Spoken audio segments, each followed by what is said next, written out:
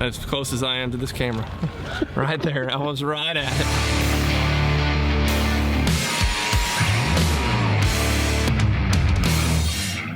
Well, hey guys, Michael and Dano here with another episode of Bucks Island on Tour. This time we got Dano off the road for a couple of days. Couple of weeks. I'm here so I'm going to be ready for him to get back on the road here before too long, so I don't have to deal with him here in the studio. I'm just kidding. I wouldn't want to sit next to him either. My wife doesn't like sitting next to him. So guys, we got a little MLF action that you were checking out. Real quick before we get into it, I'm going to make a product plug. We got these sweet mugs. Advanced Angler Green. Yeah. Multiple colors. They're now up in the loft, and man, we're loving it. So go check them out.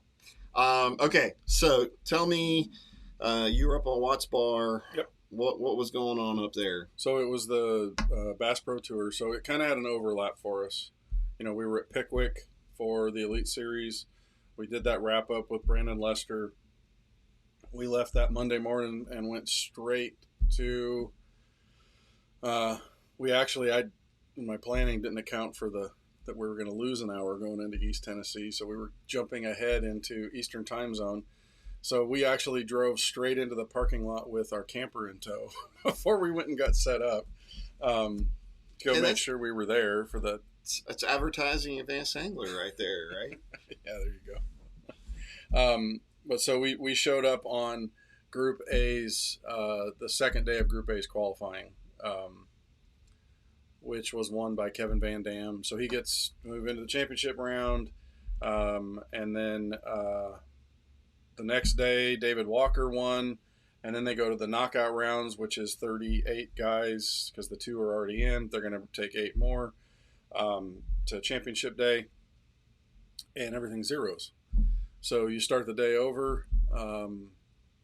Randall Tharp had done well. Van Dam had done well. David Walker had done well. So you zero on that final day, and what ends up happening is it becomes a 2-man shootout towards the end of the day, kind of a leapfrog day between Jacob Wheeler, and who lives right there near Chickamauga and up that area. Yeah. And then Ryan Salzman, who's in that Guntersville, Scottsboro, in that area, and he's a guide.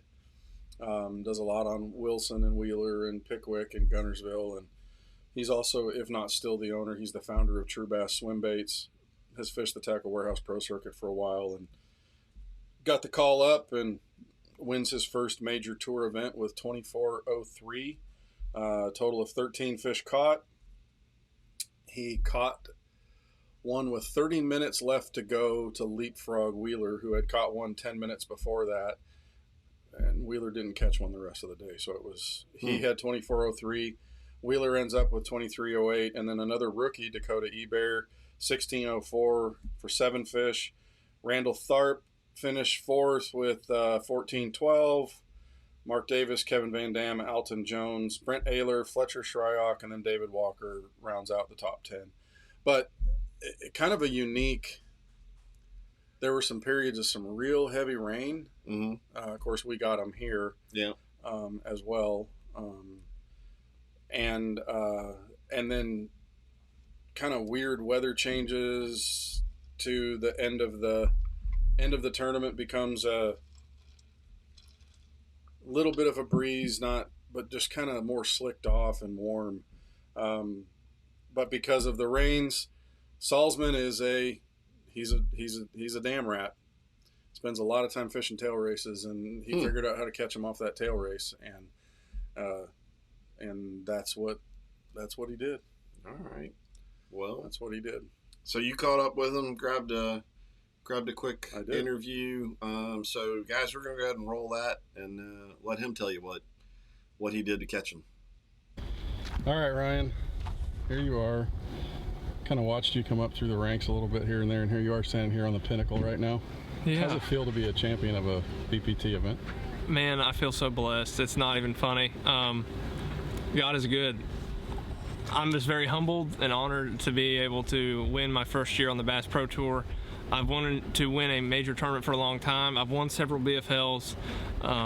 I never won a Toyota. I haven't won a pro circuit event. I've had top 10s. I've had opportunities, but for it to come together at this level is just unbelievable. And to do it against this level of competition, I can't describe it. It really hasn't even sunk in yet. And to have KVD walk over and take a picture of me and my trophy and congratulate me, it means the world to me.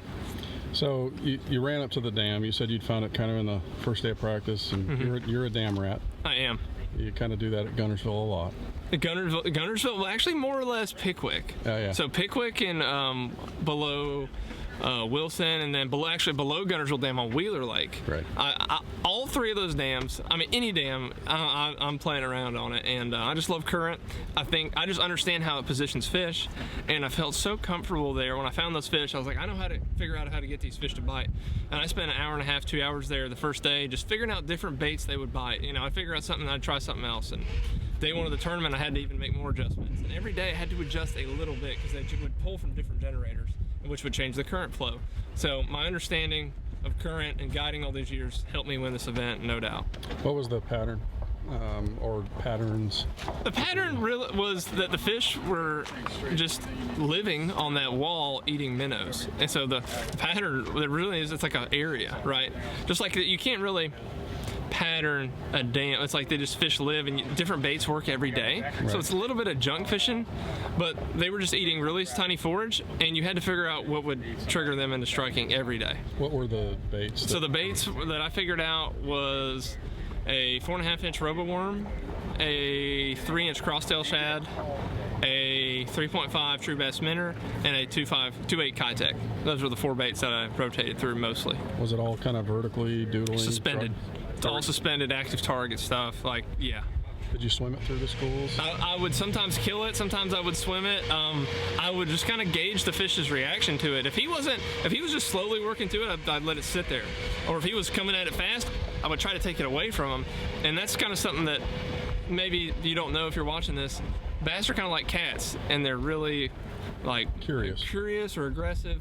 And when they want something, you try to take it away from them, they pursue it more. So if one would kind of chase it, I'd make him keep chasing it, and then he'd really commit to the bait. So how far off the dam face were you sitting most of the time? As close as I am to this camera. Right there. I was right at it.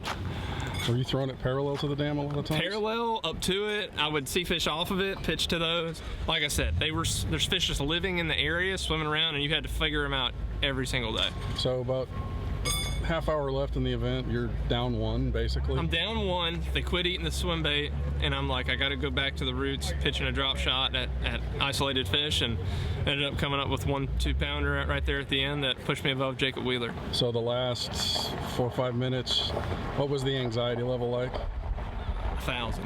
And you caught the one short. I caught 2 shorts right there at the end. It was non-score. It was like a pound 4, and that really would have sealed the deal, but it worked out. You know, it ended up not mattering. So it took my mind off the stress is really what it did. So it was great. Well, congratulations again, man. Thank you so much. All right. So what were your big takeaways from that? And as always, what are the takeaways that we can bring back to our area? Although I imagine we got a few folks out there that get up to Watts Barr area occasionally to go fishing. But, I would say, yeah, especially Chickamauga, you get a lot of people doing that. I'm going to say right now the biggest trend that I'm seeing is people are going smaller than typical. Even in those bodies of water like the Tennessee River that tend to be ledge lake type stuff. Even his swim bait that he talks about in there, where they were small. They were that 2.8, 3.8 size. Drop shot, he said a 4.5-inch worm. It is not typical stuff for a Tennessee River type lake. And if you think back to Brandon Lester, you know, a wacky rig played a big deal in his. I'm seeing a lot more guys on the tour levels with this pressure and the way things are, the fishing pressure. Yeah. I mean, there's an awful lot more spinning rods in people's hands these days. Now, did with the MLF that format?